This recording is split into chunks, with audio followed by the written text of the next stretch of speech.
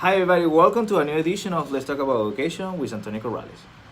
We have heard a lot about the role that diversity and social justice may play on students' life. We have heard a lot about how can we increase diversity among students, and how can we implement the concept of social justice on them since they were little.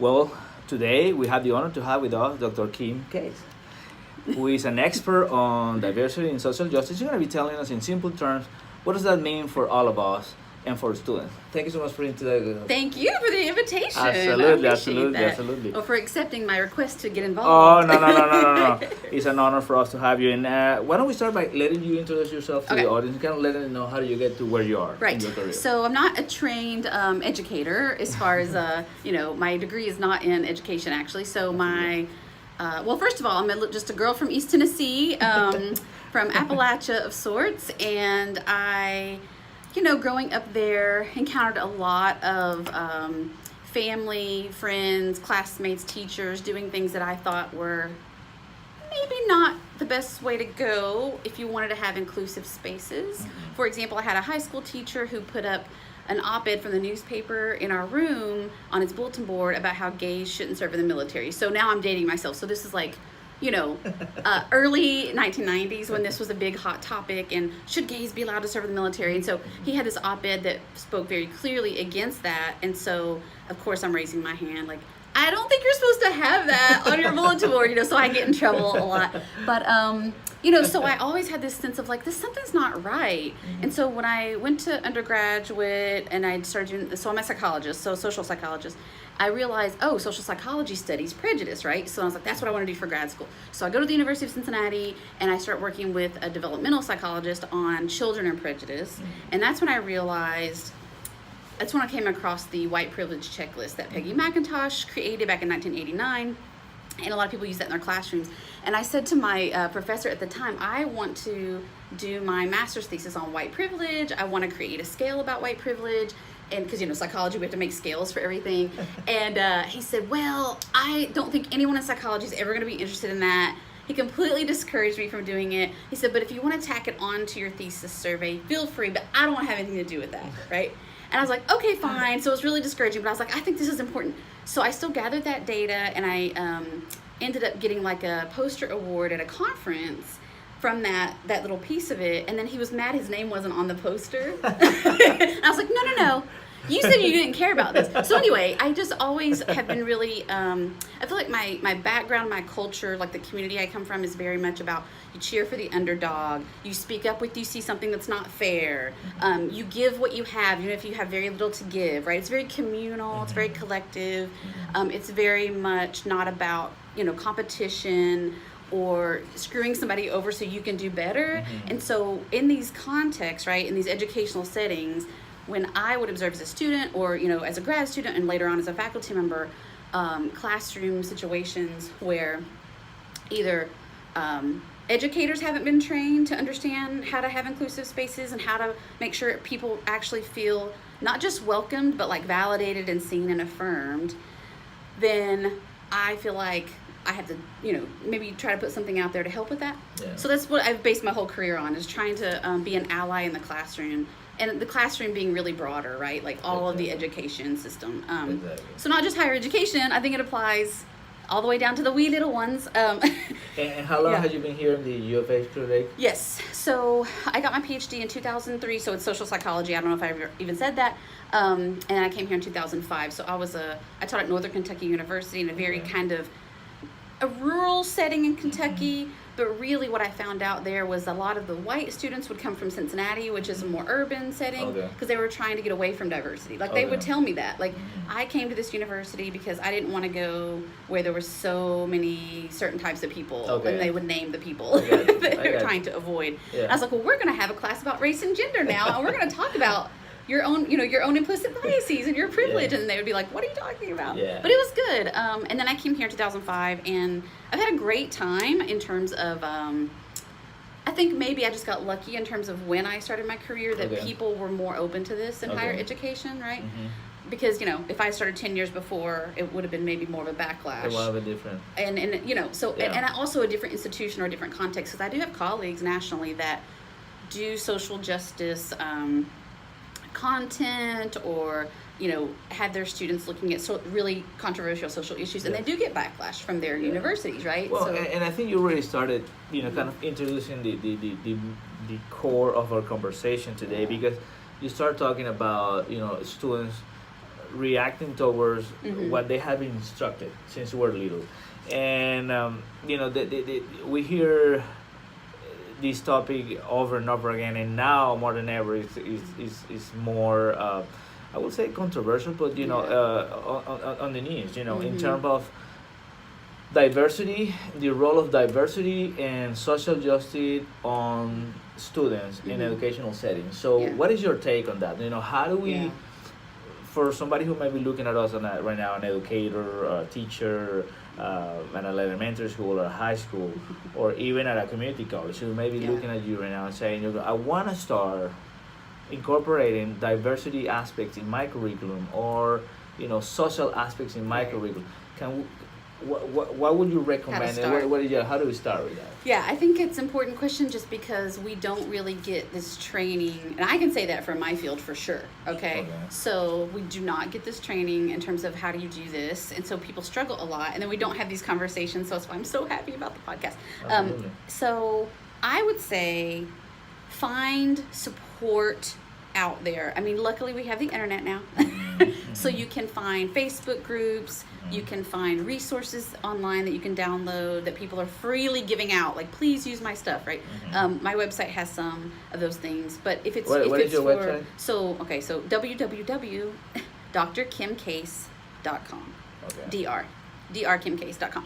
So mine is going to be particular to what I do, but there are so many people out there. So for whatever grade level you have, whatever particular, if you've got want to focus on social studies, or you want to focus on writing, or whatever you're focusing on, there's so many people have resources out there. But I would say just, don't overwhelm yourself, because it's scary. I would say know that you're going to make some mistakes and just accept it. If you don't make a mistake doing this, then you're probably not trying that hard, because you're gonna step in something, give yourself permission, and then you can sort of deal with the mistake after you make it, right? And go back and say, I think I need to rehash what I did the other day and maybe correct some things, because students really appreciate that. If it's something you feel like, oh, maybe I said something that's maybe the wrong phrasing or an Correct. outdated term, then you go back and you do have it's an educational moment. Yes. And you're also then modeling for them that it's okay to make a mistake. Correct. And that there's a way to handle that. If you want to go back and talk about what an ally does is try and then admit mistakes and then try better the next time, right? Well, and I have a couple of follow-up questions. Yeah. The number one will be, for our viewers who have no idea, in simple terms, how would you define diversity? Oh, yes. Number one, and also social justice. Yes. So we definitely need to talk about the word diversity. Yeah. It's become problematic just because I think the popular culture is that we immediately think race and ethnicity only, right? Within higher education, we might think race and gender, and that's about it. And then some fields are trying to do more. So really, we're talking about everything. We're talking about disability, which is mostly ignored. Yeah. We're talking about religion or non-religion. We're talking about sexuality. We're talking about gender identity and trans or genderqueer concerns. We're talking about, immigration status, especially in our location. Yeah. And really, I guess it doesn't matter where you are now. We're talking about social class, which is another one that really gets left out, which we all have quite a variety of social class diversity in our classrooms, but we're not necessarily thinking about, what does it mean for a working class student or a low income student or a student who might be living in poverty and worried about where their next meal comes from. Sometimes that one could be a little more, even though more impactful than Yes. the race in itself. That's right. Yeah. It's hard to concentrate on learning how to read if you're hungry, right? Correct. We all know that the impact of this is really big. Yeah. But let's say you're not food, you don't have food scarcity. You know Right. where your food's coming from, but higher education is built around normative assumptions, right? So the normative assumption is everyone's middle class. So if I come into that room, I'm from a working class background, I'm a first generation student. When I come into that room as a student, I don't necessarily understand even the assumptions the teacher's making about what we all experience, right? So for example, this is later on in life, right? But when you take the GRE and they ask you about yachting, so when I took the GRE, they literally asked me about terms of yacht boats, like the different terms of the sails and the different sides of the boat. I'm like, how am I supposed to? So I mean, that's more like an upper class, upper middle class. But for that to be an assumption of a standardized test, and then all the math classes, all of the examples were about baseball.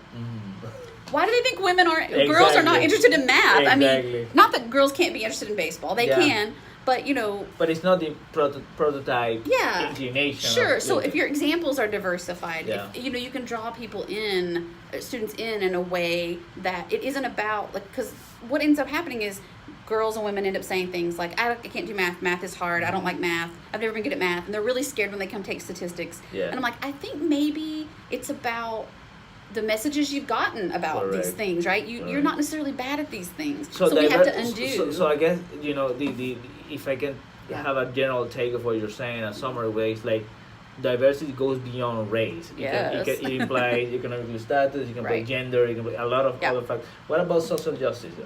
Yes. Well, I should say before we move on that diversity also is going to include intersectionality. So that's when we get what do you mean into, okay, so intersectionality is saying, it's not just genders over here, races over here, social classes over here. All of these things are happening and they're influencing each other all the time. So when I have a woman of color in my classroom, I can't say to her, like, people say things like, is it more important to you that you're a woman or that you're a black person, right? You can't say that to someone. It's hard to separate. You can't separate them out, right? So we're always carrying all these things at the same time, and within all of that is privilege too. So we can't think of diversity as only about people who are experiencing discrimination. That's an important focus, and we have to focus on those experiences so that we can try to eliminate that and reduce those microaggressions people experience. But we have to say, okay, I have to acknowledge that I'm a teacher who's in a privileged position in many ways, right? As a white person, clearly, the first thing my students see is a white person, right? And they're like, we're going to talk about race? I don't know what you have. I don't know how you can teach us about that. I'm like, I understand. So being an American citizen, right? Like, I've got all these privileges, and I have to be able to say, what does that mean for when I walk into the room, and what for me is going to be invisible? That I need to be constantly checking. Am I paying attention to the things that, because I'm in a certain privileged position, I'm not going to notice it. I have to be looking for things to make sure I am noticing, and that I'm not rendering all of these experiences as neglected and ignored and invalidated, because that's, those are my students' lives. But also for the privileged students in the room. They need to be learning about it too, right? Okay, so there's that. So social justice for me, so it's very complicated, right? Social justice for me is about, just being the person that's willing to speak up and say, hey, we can't pretend we don't have all these social issues going on in the world around us. When we come into the classroom, we can't check them at the door. Like, we literally bring them in our emotions and our psychology, in whether or not we're feeling emotionally drained that day because of some Facebook post we just saw about something like the Pittsburgh shooting that happened, right? So I can't just walk in on Monday and be like, oh, that didn't happen, right? We just go on with our lesson. That did happen. And if students know about it, so depending on the age range, right, what are they going to know, but and what do they have access to? But there's ways to talk about those things in age-appropriate ways that do connect to what the content of our courses are. And it's really about critical thinking. So for me, social justice is giving them avenues to analyze media messages. What are they being told about various groups of people? What are they being told about structures versus individual reasons for things happening? So they might be told, oh, this person shot up a classroom or a church or a synagogue because they're crazy.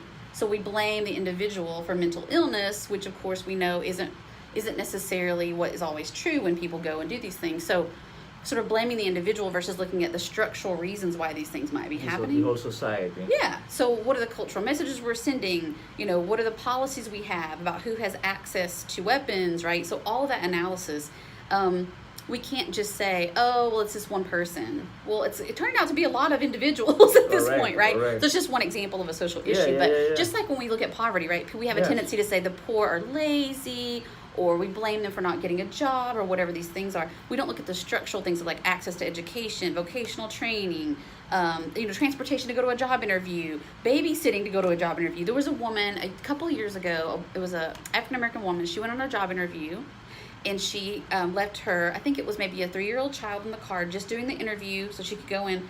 And then she got arrested. Someone called the cops on her. She got arrested for leaving the child in the car. Well, she's, of course, trying to get a job to take care of her child, right? She doesn't have any support to leave her kid with someone. And meanwhile, there was a contrasting, the same week, a white man had left his kid in the car and got on a train to go to work because he forgot his kid was in the car. Oh my God. Then people just kind of, it's in the back seat. You know, people do this, right? But he didn't get arrested. Yeah. So it's just kind of the contrast of those things and having students analyze, like, you know, what is it about the structural system that makes it so her only choice is to leave her kid in the car? Correct. Right? So that, to me, is social justice. It's critical thinking about what are the structural problems. That is fascinating, though. And what are we going to do about it, right? So I think, honestly, students get really excited if we have options for them in courses, or let's say it's a project in a middle school or something like that, where they can do something. Because when you're learning about really upsetting social problems, or, you know, discrimination or all of these things, or people not having enough food or whatever it is, it's hard to just like leave it at that, right? So you have to sit with all that negative energy, and it's depressing, it's frustrating, it can make you really angry, actually. Sometimes you get angry at the instructor for it, but if you have something to channel it into that feels like positive, so pro-social, and you know, students wouldn't use that word, but pro-social channeling of that energy, it really gets them far more engaged, far more dedicated to being part of that journey of learning, I guess I would call it. And it gives them skills that they develop skills from doing that work in the class that they can take out into the world, that we hope they will use in their workplaces, in their communities, right? Well, I was going to jump into that because, you know, it will be impossible nowadays to not mention the many people who get in trouble for not having training on diversity and social justice. I mean, you see high, you know, people who are in top positions. You know, you see people who have been highly successful in certain areas, and then they ended up making tremendous mistakes. You know, because they didn't have that training. We didn't start earlier in the schools talking about diversity and implementing diversity instruction and social justice instruction. As you're saying, you know, that analytical power that you can develop with social justice. And also you see many of the issues that we have nowadays, in my opinion, maybe a consequence of not having diversity training. You develop certain fears against diversity because certain people have never been exposed or never talked about. What is your take on all that? I would say you're getting to this, you know, part of social psychology is that, like, if you remain neutral about these things, then the status quo is sort of what is the default. Okay, so having these different power levels among groups is really what creates injustice and discrimination, and the opposite of social justice. So if we don't address it and we sort of stay silent on it, that actually isn't neutral, right? If we stay silent on this as educators, it means we're complicit. Yes, absolutely, and we're just perpetuating the same systems. So we have to give students tools to be able to think on their own and independently about the messages they're constantly receiving, because you're up against a lot, right? Cultural messages are coming from everywhere. The education system, media, government, family systems, you know, any organization where there's humans, you're going to be getting messages that are about who's inferior, who's superior. So it's a lot for them to be able to sort of break through the perception and the filters that sort of have been trained. So so doing nothing basically is just perpetuating the same system. So when people go out and they become a CEO, or they're like this high level person, or let's say they're a superintendent of a school district and they say something that gets them in some trouble, it's not really upset. It's not shocking. It's just kind of the default, right? So if you don't have that built in, then I mean, we're moving at a snail's pace right now in terms of, you know, moving diversity, inclusion, you know, down a path. So for me, this all has to be infused throughout every piece that we're doing, just like we would say, okay, writing across the curriculum, right? So students have to learn writing from the first moment that they can write a letter, and then as we go, we build, right? And then across their high school experience, they should be writing, and across their college experience, they should be writing. We wouldn't expect that to be one part of one class, and then we never touch on it again. Other skills, right? It has to be it has to be constant. Concept that you revisit over and over again. And you build those skills over a lifetime. Just like critical thinking. You can't do that one time in 1 week in one class and expect it to be done. So that's the same thing with, I would say, diversity, equity, inclusion, right? only reason I have to add all those words is because I think, sadly, the word diversity has become too easy to be misunderstood. Well, yeah, maybe? especially, I Yeah. think it was really helpful that at the beginning of the interview you clarified, the concept of diversity, because I think for a lot of people, you're basically meaning race. It's defaults to race. Yeah, Yeah. and you clarify, but the other thing that they kind of interconnect with what you're saying right now, is it's a concept, the misperception of the concept politically correctness. Yeah. And it's just like Right. the whole society nowadays, you have one side that is criticizing the political range, but you have other sides embracing it. When in reality, in my opinion, when you're politically correct, it's because you're actually convinced that what you're saying is right or wrong. You know, in terms of, for example, we're against white supremacists. Yeah. But you're not saying it because it's politically correct. It's Yeah. because you conceptually It's a value. understand. It's a value It's a system. value system. Yeah. So Well, I think there's a big misperception in society. It's funny because only certain people use that phrase, right? Exactly. So I would never say I'm politically correct because that phrase was used to critique the idea that you should be respectful of other people and that you should use terminology those people want to be used about themselves. Exactly. For example, like we know we don't say certain terms about certain races now. We know this is one that people don't always know. Like we used to say transvestite. That's a very medicalized term that was imposed on a group of people. So now, later on in life, decades later, trans people that have, been part of the civil rights movement for that group have said, that's not a term we use. These are some other terms, but by the way, those terms change every day. So, Exactly. you have to just know you're going to not know the terms because they're changing every day, but Exactly. you try to respect and keep up with, and it's really the youth that are pushing that, which is pretty awesome actually. Yeah. But a lot of times my students say to me, like, I don't understand, and they really legitimately don't know why they can't use the phrase colored people versus people of color. And so I have to talk to them about, okay, where do we get the history of these terms, right? So this is just back to the idea of respecting people's wishes about like self-determination and agency about their own identities, right? So if a phrase is made up to say this group is inferior, which is where colored people came from, right? It's from pre-civil rights. It's imposed on a group by a group in power who's trying to suppress. Versus community activists from that group and academic scholars from that group saying, we're going to use the phrase people of color so that we can unite across various different racial groups that are being oppressed, then that's coming from a group that's trying to advance social justice, right? So I've talked to my students about, you have to look at the origins of these terms. And then it gets really confusing when you start looking at, each sort of breakdown, and those change constantly too. But the point being, each group should have their own self-determination, right? And so we have to be respectful of those things. Yeah, so that you don't have to. Now, what about those concepts of diversity and social justice on economically disadvantaged students who are living in poverty? Yes.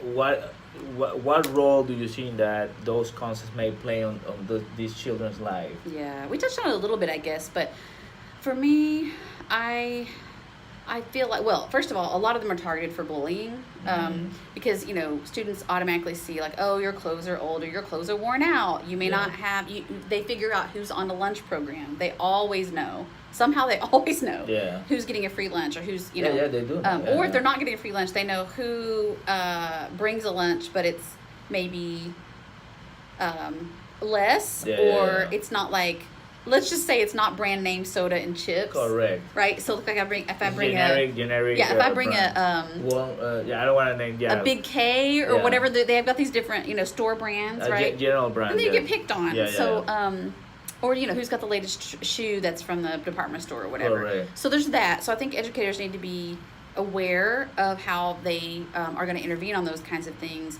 But I think that if the curriculum acknowledges, we have this phrase subjugated knowledge, right? So like my family has a certain knowledge about like how to grow green beans or how to can green beans or how to quilt, make a quilt or how to honestly, we in East Tennessee for some reason we made tamales. A certain kind of tamales, but without the corn husk.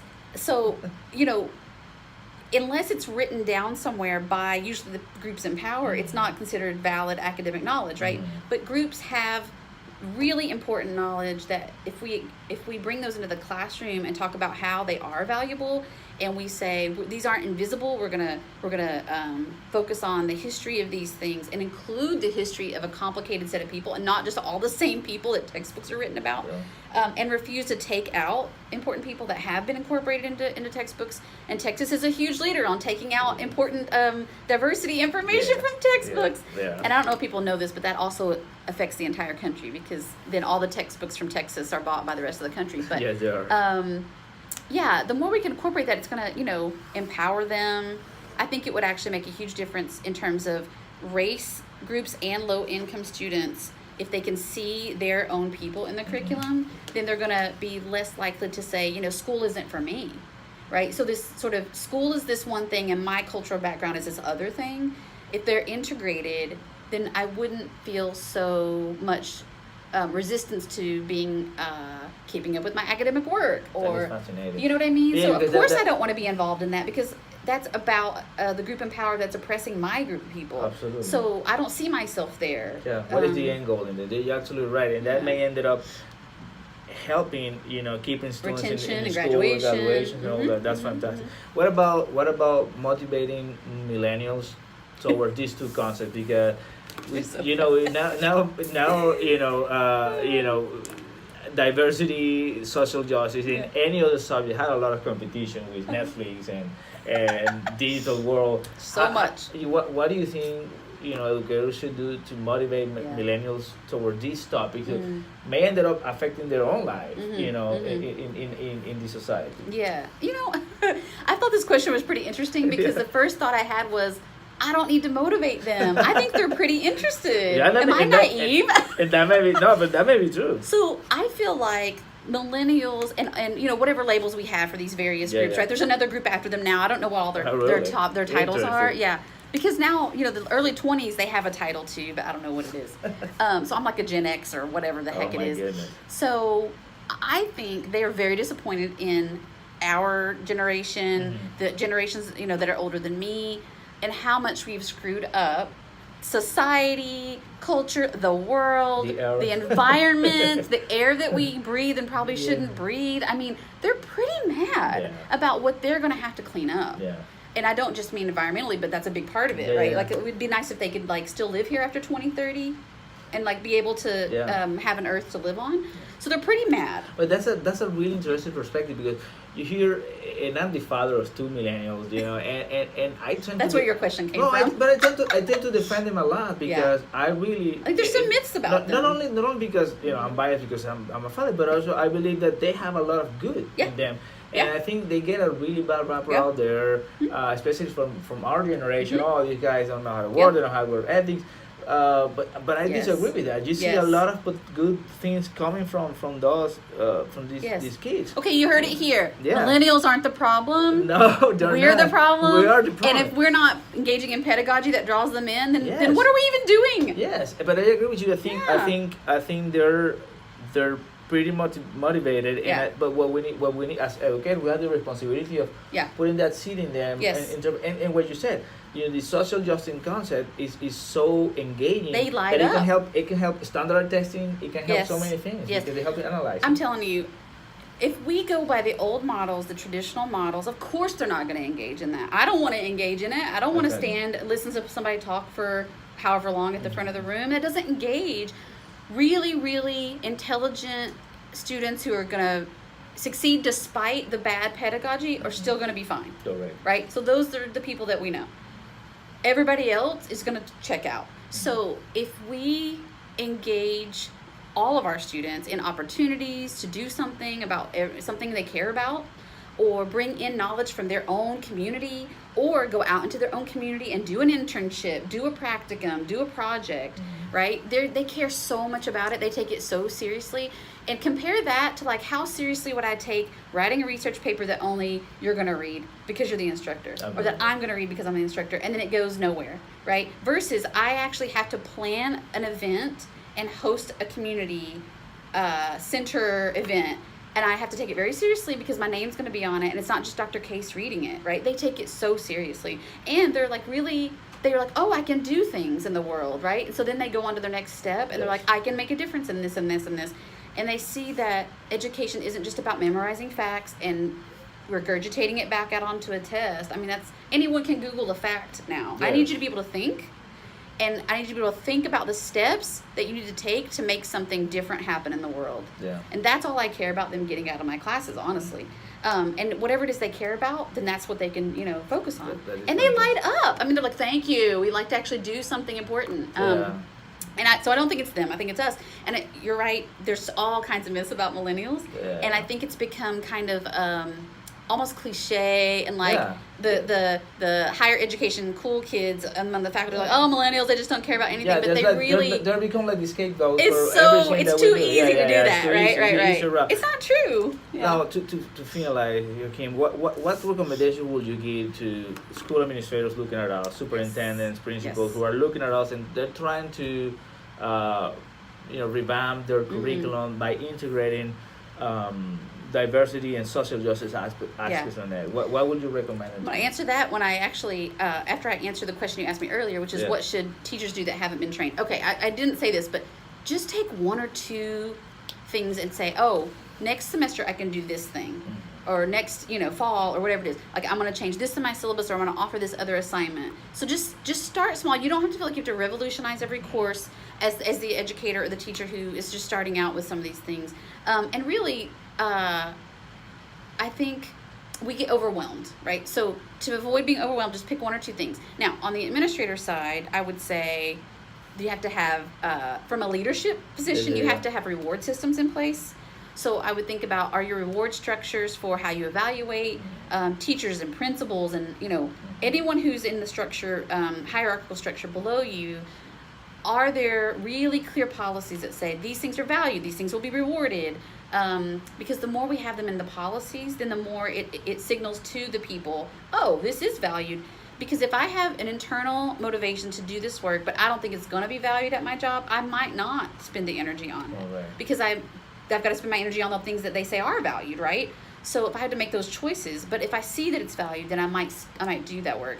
And then, of course, structurally, professional development opportunities for not just your teachers, but staff, administrators, like the whole structure. Everybody needs access to that. And so it needs to be, I think, first foundational professional development for all the people. And then you can plan out what the teams might be to start looking at how would we restructure this so that it's infused throughout. And that, I think, requires some consultation.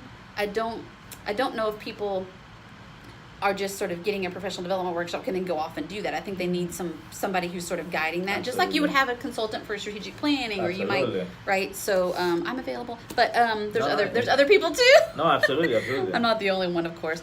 And I'm trying to think if there was anything else. But I think it's extremely important, as you said, especially in nowadays society, that I think we have a scary phenomenon happening that is people getting to don't say anything or say their opinion with the fear of being bullied from one side or the other.